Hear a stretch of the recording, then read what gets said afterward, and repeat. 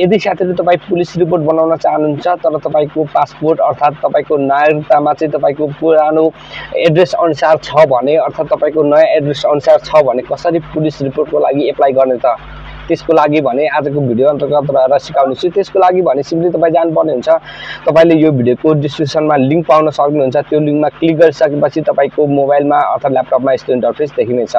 त्यसपछि यहाँ देख्न सक्नुहुन्छ सिम्पली तपाईले अकाउन्ट क्रिएट गर्नु भएको छैन भने सिम्पली तपाई जानुपर्ने हुन्छ रजिस्टरमा। सिम्पली रजिस्टरमा क्लिक गर्नुपर्ने हुन्छ। त्यसपछि आई एम नेपालीमा क्लिक गरिदिनु होला। त्यसपछि नेक्स्टमा क्लिक गरेर तपाईले सम्पूर्ण फिलअप गरिदिनु होला। यहाँ चाहिँ फिलअप गरिदिनु होला। यस्तो प्रकारले फिलअप गरिसकेपछि तपाईले रजिस्टरमा क्लिक गरिदिनु भयो भने तपाईको इमेलको इनबक्समा तपाईलाई वान टाइम पासवर्ड आउनेछ साथीहरु। त्यो पासवर्ड चाहिँ तपाईले यहाँ नजिक राख्नुपर्ने हुन्छ र लगइनमा क्लिक गर्नुपर्ने हुन्छ। लगइनमा क्लिक गरिसकेपछि तपाईको पासवर्ड चेन्ज गर्नु भन्ने आउँछ साथीहरु। तपाईले पासवर्ड चेन्ज गरिदिनु होला। पासवर्ड चेन्ज गरिसकेपछि तपाईको स्क्रिनमा यस्तो इन्टरफेस देखिनेछ। त्यसपछि साथीहरु मैले यो भन्दा अगाडि अलरेडी एप्लाई गरेको थिए र एप्रुभ पनि भइसकेको छ र म साथीहरु तपाईलाई आजको भिडियो अन्तर्गत रहेर भने कसरी एप्लाई गर्ने भन्ने बारेमा बताउने छु। त्यसको लागि सिम्पली तपाईले न्यू एप्लिकेसनमा क्लिक गरिसकेपछि तपाईको मोबाइलमा ल्यापटपमा यस्तो इन्टरफेस देखिनेछ। त्यसपछि यहाँ चाहिँ तपाईले फिलअप गर्नुपर्ने एकदमै इम्पोर्टेन्ट कुराहरु मात्र बताउने छु। यहाँ चाहिँ already first name middle name last name तपाईको अलरेडी आउनेछ। तपाईको अकाउन्ट जुन अनुसारले क्रिएट गर्नु भएको छ त्यही अनुसारले अटोमेटिक आउनेछ। तपाईले चेन्ज गर्न सक्नुहुन्न र तपाईले अकाउन्ट क्रिएट गर्ने क्रममा भने तपाईको ओरिजिनल नाम नै राख्दिनु होला, लिगल नेम नै राख्दिनु होला। त्यसपछि तपाईले फिलअप गर्नुपर्ने कुराहरु मात्रै भन्ने छु। यहाँ फादर्स नेम राख्दिनु होला, मिडल्स नेम फादर्सको, त्यसै गरी लास्ट नेम राख्नुपर्ने हुन्छ। त्यसै गरी आमाको नाम मिडल नेम छ भने राख्दिनु होला, छैन भने यतिकै छोड्दिनु होला। त्यसै गरी यहाँ देख्न सक्नुहुन्छ। त्यसपछि डेट अफ बर्थ भनेको छ, डेट अफ बर्थ तपाईको राख्दिनु होला। त्यसपछि मन्थ, त्यसै गरी डे, त्यसपछि डेट अफ बर्थ एडीमा चाहिँ अटोमेटिक आउनेछ साथीहरु। त्यसपछि यहाँ देख्न सक्नुहुन्छ चुज इमेज भनेको छ। चुज इमेजमा चाहिँ सिम्पली तपाईले आफ्नो पीपी साइजको फोटो राख्नुपर्ने हुन्छ। त्यसपछि email address, mobile number already automatic आउनेछ तपाईको रजिस्टर गरेको अनुसार। त्यसपछि यहाँ देख्न सक्नुहुन्छ हाम्रो ध्यान दिनुपर्ने कुरा चाहिँ के छ भने साथीहरु सेलेक्ट योर एप्लिकेसन पर्पज भनेको छ। सिम्पली तपाईले यसमा क्लिक गरेर तपाईले apply with citizenship and passport भनेर राख्नुपर्ने हुन्छ। त्यसपछि नेक्स्टमा क्लिक गर्नुपर्ने हुन्छ। त्यसपछि यस्तो इन्टरफेस देखिनेछ। त्यसपछि यहाँ देख्न सक्नुहुन्छ एड्रेस इन सिटिजनशिप भनेको छ। सिम्पली तपाईले यहाँ क्लिक गर्नुभयो भने तपाईले दुईवटा फर्मेट देख्न सक्नुहुन्छ। यदि तपाईको नयाँ फर्मेट अनुसारको छ भने सिम्पली तपाईले न्यू फर्मेटमा राख्दिनु होला। यदि तपाईको पुरानो फर्मेट अनुसारको एड्रेस छ भने सिम्पली ओल्ड फर्मेटमा राख्नुपर्ने हुन्छ। त्यसपछि यहाँ भनेको छ जिल्ला राख्दिनु होला, तपाईको जिल्लाको नाम, त्यसै गरी गाउँपालिका, त्यसै गरी टोल अर्थात गाउँको नाम, त्यसै गरी वार्ड नम्बर भनेको छ, वार्ड नम्बर राख्दिनु होला। त्यसपछि यो भन्दा तलतिर देख्न सक्नुहुन्छ एड्रेस इन न्यू फर्मेट भनेको छ। सिम्पली तपाईको नयाँ फर्मेट अनुसारले राख्नुपर्ने हुन्छ। यहाँ चाहिँ तपाईको पासपोर्ट अर्थात तपाईको नागरिकतामा नभए तापनि तपाईले एड्रेस राख्नुपर्ने हुन्छ। त्यसपछि जिल्ला भनेको छ, नगरपालिका भनेको छ, वार्ड नम्बर भनेको छ, त्यसै गरी टोल भनेको छ अर्थात गाउँ भनेको छ।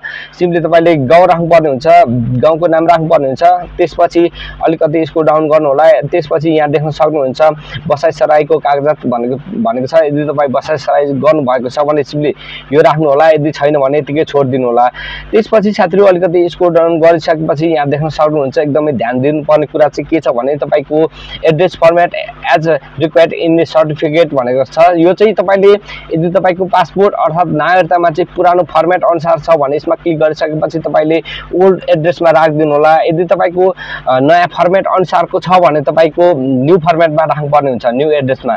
यदि तपाईले ओल्ड फर्मेट अर्थात ओल्ड एड्रेसमा राख्नुभयो भने, पुरानो एड्रेसमा राख्नुभयो भने तपाईको सर्टिफिकेट पनि पुरानै एड्रेस अनुसार आउनेछ। त्यसपछि अलिकति यसको डाउन गर्नु होला। त्यसपछि यहाँ देख्न सक्नुहुन्छ अहिले चाहिँ कहाँ हुनुहुन्छ भनेको छ। सिम्पली यसमा क्लिक गरेर आई एम लिभिङ इन नेपालमा क्लिक गरिदिनु होला। यसमा क्लिक गरिसकेपछि तपाईले यहाँ सेम एज सिटिजनशिप एड्रेसमा राख्नुभयो भने अटोमेटिक फिलअप हुन्छ माथिको जस्तै। त्यसपछि यदि छैन भने त्यस्तो अवस्थामा भने सिम्पली तपाईले सम्पूर्ण यहाँ चाहिँ फिलअप गर्दै जानु होला। वार्ड नम्बर सेम त्यही माथिको जस्तै भर्नु होला। त्यसपछि ध्यान दिनुपर्ने कुरा चाहिँ के छ भने साथीहरु त्यसपछि साथीहरु यहाँ भनेको छ भिसा पर्पज डिटेल भनेको छ। सिम्पली यसमा क्लिक गरेर तपाईले कोरिया भनेर टाइप गरिदिनु होला। कोरिया भनेर टाइप गरिसकेपछि यहाँ देख्न सक्नुहुन्छ तपाईले यो राख्नुपर्ने हुन्छ, कोरिया रिपब्लिक अफ भनेर देख्न सक्नुहुन्छ। सिम्पली यो राख्नुपर्ने हुन्छ। त्यसपछि पर्पज अफ भिजिट भनेको छ। सिम्पली यसमा चाहिँ तपाईले के राख्नुपर्छ भने साथीहरु वर्किङ भनेर राख्दिनु होला है। वर्किङ भनेर राखिसकेपछि यहाँ चाहिँ फेरि यहाँ चाहिँ भनेको छ रिलेटिभ्स कन्ट्याक्ट नम्बर भनेको छ। सिम्पली यहाँ चाहिँ नेपालको भनेको छ, नेपालको कन्ट्याक्ट नम्बर राख्नुपर्ने हुन्छ तपाईको रिलेटिभ्सहरुको कुनै पनि आफ्नो घर परिवारको। सिम्पली तपाईले मोबाइल नम्बर राख्दिनु होला। त्यस्तै गरी राखिसकेपछि सिम्पली तपाईले नेक्स्टमा क्लिक गर्नुपर्ने हुन्छ। त्यसपछि साथीहरु तपाईले यहाँ देख्न सक्नुहुन्छ सर्टिफिकेट टाइप भनेर देख्न सक्नुहुन्छ। सिम्पली तपाईले सिटिजनशिपमै राख्दिनु होला। त्यसपछि यहाँ भनेको छ सिटिजनशिप नम्बर नागरिकता नम्बर भनेको छ, नागरिकता नम्बर राख्दिनु होला। त्यस्तै गरी तपाईको नागरिकता इस्यु भएको डेट राख्नुपर्ने हुन्छ, वर्ष महिना गते यो सम्पूर्ण तपाईले भर्न सक्नुहुन्छ साथीहरु। त्यस्तै गरी इस्यु गरेको जिल्ला, त्यस्तै गरी इमेज भनेको छ। यो इमेजमा चाहिँ सिम्पली तपाईको अगाडिपट्टिको फ्रन्ट साइडको राख्दिनु होला फोटो खिचेर, त्यस्तै गरी ब्याक साइडको राख्नुपर्ने हुन्छ। त्यस्तै गरी पासपोर्ट डिटेल भनेको छ, पासपोर्ट डिटेलमा पासपोर्ट नम्बर राख्नु होला। त्यस्तै गरी इस्यु डेट, इस्यु महिना गते, त्यस्तै गरी एक्सपायर डेट पनि राख्नुपर्ने हुन्छ। त्यस्तै गरी पासपोर्टको 2 and 3 भनेको छ, 2 पेज र 3 पेजको चाहिँ तपाईले एकचोटी एउटै फोटोमा क्लिक गरेर तपाईले यहाँ अपलोड गर्नुपर्ने हुन्छ। त्यसै गरी लास्टको 31 पेजको तपाईले फोटो खिचेर राख्नुपर्ने हुन्छ। त्यस्तै गरी यसमा चाहिँ त्यसपछि यहाँ भनेको छ एडिशनल डकुमेन्टलाई यतिकै छोड्दिनु होला। त्यसपछि तपाईले नेक्स्टमा क्लिक गर्नुपर्ने हुन्छ। त्यसपछि हामी नम्बर 4 स्टेपमा आइसकेका छौं साथीहरु। त्यसपछि तपाईले do you have criminal history भनेको छ। सिम्पली तपाईसँग क्रिमिनल हिस्ट्री छ भने यसमा क्लिक गरेर तपाईले यहाँ चाहिँ फिल अप गर्नुपर्ने हुन्छ।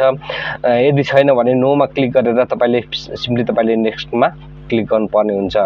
त्यसपछि साथीहरु हामी अन्तिम स्टेपमा आइसकेका छौं। अन्तिम स्टेपमा चाहिँ तपाईले आफ्नो इन्फर्मेसनहरु सही छ कि छैन भनेर सम्पूर्ण डिटेलहरु चेक गर्नुपर्ने हुन्छ। यदि छैन भने त्यस्तो अवस्थामा भने यहाँ देख्न सक्नुहुन्छ प्रिभियस भनेर देख्न सक्नुहुन्छ। सिम्पली यसमा गएर तपाईले फेरि सच्याउन सक्नुहुन्छ। यदि छ भने त्यस्तो अवस्थामा भने सिम्पली यहाँ टिक मार्क लाउनु पर्ने हुन्छ।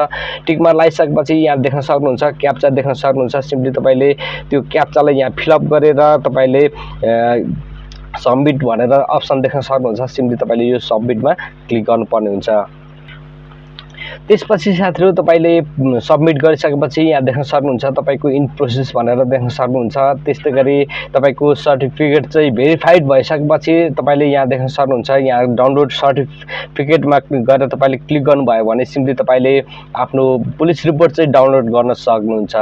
सो साथीहरु आजको भिडियो यति नै। भिडियो कस्तो लाग्यो, भिडियो मन परेमा लाइक गरिदिनु होला, शेयर गरिदिनु होला, सब्स्क्राइब गर्नु भएको छैन भने युनिक कुरा युट्युब च्यानललाई सब्स्क्राइब गरिदिनु होला। अनि यस्तो युजफुल टिप्सको साथमा अर्को भिडियोमा भेट्ने छौं। तबसम्मको लागि बाइ बाइ।